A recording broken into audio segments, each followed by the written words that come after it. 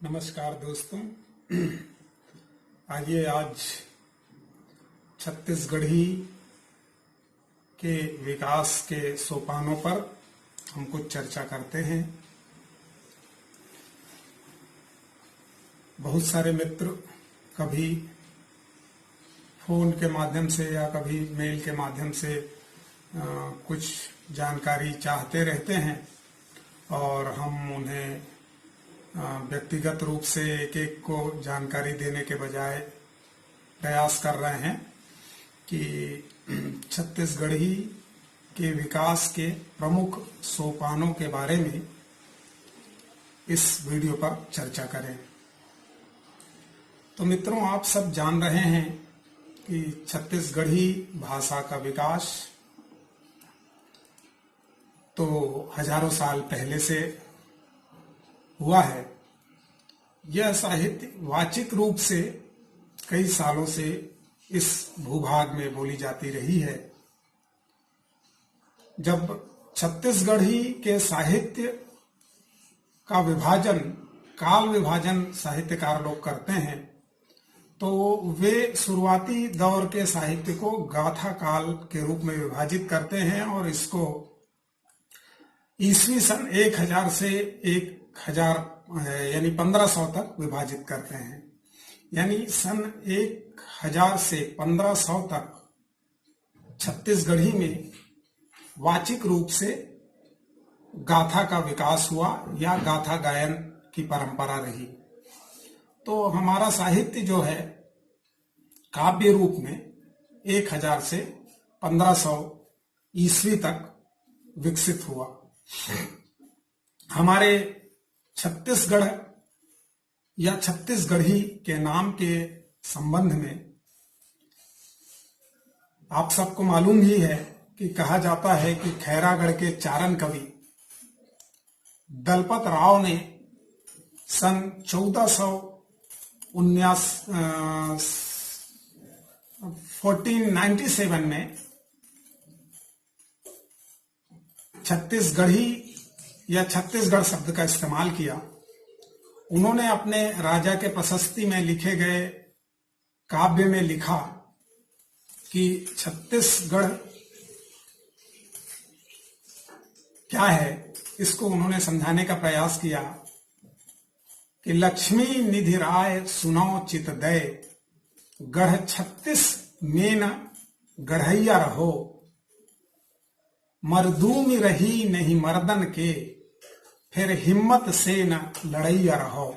यहाँ छत्तीसगढ़ शब्द का प्रयोग हुआ है, इसका उल्लेख बार बार आता है। इसके बाद छत्तीसगढ़ शब्द का उल्लेख रतनपुर के कवि रेवाराम ने भी किया। उन्होंने अपने विक्रम विलास में लिखा कि तिनमे दक्षिण कोसल देशा, जहां हरि ओत केसरी बेसा, तासु मध्य छत्तीसगढ़ अति पावन, पुण्य भूमि सुर मुनि भावन। तो ऐसा करके ये दो उल्लेख आता है जिसमें छत्तीसगढ़ शब्द का इस्तेमाल हुआ है। यह हमारा विषय नहीं है, फिर भी छत्तीसगढ़ से छत्तीसगढ़ी भाषा के बारे में हम बात करेंगे, इसलिए मैंने ये दो रेफरेंस आप लोगों के सामने रखा। छत्तीसगढ़ी साहित्य के लिखित रूप या विकास के सोपानों में कबीर दास के पट्ट शिष्य धनी धर्मदास जी का नाम लिया जाता है। धनी धर्मदास जी के छत्तीसगढ़ी साहित्य के शुरुआती साहित्यकार होने के संबंध में कुछ विवाद के साथ भी यह स्थापित सत्य है कि उन्होंने अपने काव्य में छत्तीसगढ़ी भाषा का प्रयोग आरंभ किया। और काल विभाजन के क्रम पे अगर हम देखें तो वे शुरुआती दौर के हमारे छत्तीसगढ़ी कवि के रूप में माने जा सकते हैं, क्योंकि 1570 के दशक में संभवतः 1575 में कबीरदास जी का निधन हुआ और धनी धर्मदास जी ने छत्तीसगढ़ की गद्दी संभाली कबीर की, और वो यहाँ रहते थे, इसलिए छत्तीसगढ़ी में या छत्तीसगढ़ी मिश्रित शब्दों के साथ रचनाएं उन्होंने की है। उसके बाद छत्तीसगढ़ी भाषा के दस्तावेजी साक्ष्य के रूप में जो साक्ष्य उपलब्ध होता है उसके बारे में राहुल सिंह जी ने अपने ब्लॉग akaltara.blogspot.com में बहुत अच्छे तरीके से छत्तीसगढ़ी भाषा के विकास के बारे में लिखा है। मैं अध्येताओं से अनुरोध करूंगा कि वो अवश्य उसको पढ़ें। यहाँ मैं जिन अवधि या सन या तिथियों का उल्लेख कर रहा हूँ उसको एक बार किसी योग्य पुस्तक से रेफरेंस के तौर पे चेक कर लें। हो सकता है मुझसे गलती हो, हालांकि मैंने प्रयास किया है कि वो सनों में गलती ना हो, क्रम में गलती हो सकती है, कोई आगे कोई पीछे हो सकता है, पर एक छत्तीसगढ़ी भाषा के दस्तावेजी विकास के बारे में मैं यहाँ बात करने का प्रयास करता हूँ। लंबे चौड़े नहीं, एक सोपानों को बड़े विशेष उल्लेखनीय सोपानों का चर्चा मैं यहाँ पे करूंगा। तो छत्तीसगढ़ी भाषा का प्रयोग किसी ताम्रपत्र में यदि हुआ है तो उसके बारे में कहा जाता है कि रतनपुर के राजा तखत सिंह का पत्र रायपुर के राजा मेर सिंह देव को 1988 में एक ताम्रपत्र लिखा गया जिसमें छत्तीसगढ़ी भाषा का प्रयोग हुआ। उसमें हिंदी भी है, उसके बाद भी उसमें जो मजमून है उसमें छत्तीसगढ़ी भाषा का पुट नजर आता है। बस्तर नरेश दिक्पाल देव का दंतेवाड़ा शिलालेख के बारे में कहा जाता है कि इसमें जो छत्तीसगढ़ी प्रयोग हुआ है वो हिंदी से ज्यादा छत्तीसगढ़ी भाषा का वहां प्रयोग हुआ है और ये 1702 ईस्वी सन का में ये बनाया गया था, यानी 1702 में छत्तीसगढ़ी भाषा का प्रयोग लिखित रूप में आरंभ हो गया था, आप ऐसा मान सकते हैं। रायपुर के राजा अमर सिंह ने ठाकुर नंदू और किसी अन्य व्यक्ति को एक ताम्रपत्र लिखा था जो 1735 में लिखा गया माना जाता है। इसमें भी छत्तीसगढ़ी भाषा का प्रयोग हुआ है। सारंगढ़ के एक कवि हुए प्रहलाद दुबे, उन्होंने जय चंद्रिका लिखी। जय चंद्रिका के बारे में कहा जाता है कि यह ब्रज भाषा में लिखी गई है, किंतु इसमें बहुत सारे छत्तीसगढ़ी शब्दों का प्रयोग हुआ है और लोगों का कहना है कि जय चंद्रिका के बहुत सारे शब्द या बहुत सारी पदावलियां छत्तीसगढ़ी की हैं जो 1790 के दशक में लिखी गई है, यानी 1700 के अंतिम दशक में लिखी गई माना जाता है इसको। और सबसे बड़ा उल्लेख या साक्ष्य हमारे छत्तीसगढ़ी भाषा के बारे में हमारे छत्तीसगढ़ी भाई लोग देते हैं वो ये रहा है कि हिंदी से भी पहले छत्तीसगढ़ी भाषा का व्याकरण तैयार हो गया था। छत्तीसगढ़ी भाषा का व्याकरण 1890 में जॉर्ज ग्रियर्सन ने हमारे छत्तीसगढ़ी भाइयों के साथ मिलकर तैयार कर लिया था। इसका प्रकाशन खैर बाद में हुआ, पर 1890 में छत्तीसगढ़ी भाषा का व्याकरण तैयार हो गया था। इस व्याकरण में एक खंड शब्दकोश का भी है, यानी 1890 में पहला शब्दकोश छत्तीसगढ़ी का लिखा जा चुका था। आगे के विकास के क्रमों के बारे में मड़ई की संपादिका सुधा वर्मा जी कहती हैं कि 1900 में जो छत्तीसगढ़ मित्र पेंड्रा से प्रकाशित होता था उसमें छत्तीसगढ़ी की भी रचनाएं प्रकाशित होती थी। तो प्रकाशन के सोपान में छत्तीसगढ़ मित्र को भी लिया जा सकता है जो 1900 से प्रकाशित हो रहा था।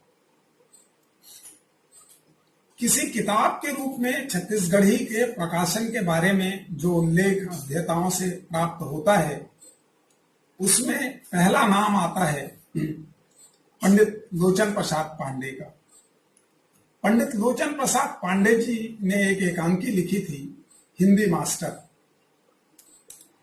इस हिंदी मास्टर में भूमिका तो हिंदी में लिखी गई है और बहुत सारे जो वार्तालाप हैं वो हिंदी में है, पर आधा वार्तालाप उसमें जो छत्तीसगढ़ियों के द्वारा वार्तालाप किए गए हैं वो छत्तीसगढ़ी में है। यानी किसी किताब के रूप में, किसी साहित्य के रूप में लोचन प्रसाद पांडे जी का हिंदी मास्टर में छत्तीसगढ़ी भाषा का प्रयोग हुआ है, जो कहा जाता है कि ये 1905 में लिखा गया था। और प्रकाशन के बारे में मेरे को ज्यादा आइडिया नहीं है, मगर 1905 में लोचन प्रसाद जी ने इसको लिखा था। छत्तीसगढ़ी साहित्य के किसी प्रथम प्रकाशक के रूप में बहुत सारे साहित्यकार लोग यह स्वीकारते हैं कि पंडित सुंदरलाल शर्मा जी की जो दान लीला थी वो प्रथम प्रकाशित छत्तीसगढ़ी साहित्य है, जिसमें खालिस छत्तीसगढ़ी था। यानी पूरी दान लीला छत्तीसगढ़ी में लिखी गई है और किसी छत्तीसगढ़ी साहित्य का प्रथम प्रकाशन पंडित सुंदरलाल शर्मा जी के द्वारा किया गया, ऐसा माना जाता है। पंडित सुंदरलाल शर्मा जी के द्वारा यह किताब 1906 में संभवतः लिखी गई थी, जो बाद में प्रकाशित हुई। तो अब आप इसके काल के बारे में कह सकते हैं कि 1906 से 10 के बीच में छत्तीसगढ़ी, खालिस छत्तीसगढ़ी साहित्य का लेखन या प्रकाशन हो चुका था। आगे यदि छत्तीसगढ़ी साहित्य के अनुवाद के बारे में बात करें तो अनुवाद के बारे में कहा जाता है कि सुखलाल पांडे जी ने कॉमेडी ऑफ इरर्स का पहला प्रकाशन या लेखन भूल भुलैया के नाम से लिखा था, जो 1918 में लिखा गया या प्रकाशित हुआ। तो 1918 में अनुवाद साहित्य का भी छत्तीसगढ़ी में पदार्पण हो गया था। अब कहीं पत्रिका के विकास के बारे में बात करें, हम सन के हिसाब से विधा के विकास के बारे में भी बात कर रहे हैं। तो 1918 के बाद पालेश्वर शर्मा जी एक जगह लिखते हैं कि सुंदरलाल शर्मा जी स्वतंत्रता आंदोलन में जब जेल में गिरफ्तार थे तो हस्तलिखित हिंदी में पत्रिका निकालते थे। उसी जगह पे इन्होंने यह भी उल्लेख किया है कि 1920-21 को वे दुलरवा नाम की छत्तीसगढ़ी पत्रिका, हस्तलिखित छत्तीसगढ़ी पत्रिका का प्रकाशन करते थे। पालेश्वर शर्मा जी ने किसी स्मारिका में ऐसा लिखा हुआ है। तो प्रथम छत्तीसगढ़ी पत्रिका के प्रकाशन के बारे में यदि बात की जाए तो सुंदरलाल शर्मा जी की पत्रिका दुलरुआ 1920-21 को माना जा सकता है। अब फिर आगे काल की ओर हम बढ़ते हैं तो 1926 में छत्तीसगढ़ी साहित्य का एक बहुत बड़ा क्रांतिकारी समय आया, जब एक लंबी कहानी लिखी गई, जिसको कुछ लोग कहानी कहते हैं और कुछ लोग उपन्यास कहते हैं। 1926 में बंसीधर पांडे जी ने हीरू की कहनी नाम की एक कहानी या एक लंबी कहानी या उपन्यास लिखा। अब आगे के कड़ियों में बहुत सारे साहित्य को निचोड़ सोपान के रूप में उठाते हुए हम कहीं चर्चा करें तो 1936 में एक कोयलारी दर्शन बाबू बोधी सिंह प्रेम सिंह ने लिखा था, जिसमें शब्दकोश साहित्य के साथ अंतिम खंड में उन्होंने शब्दकोश का भी इस्तेमाल किया था।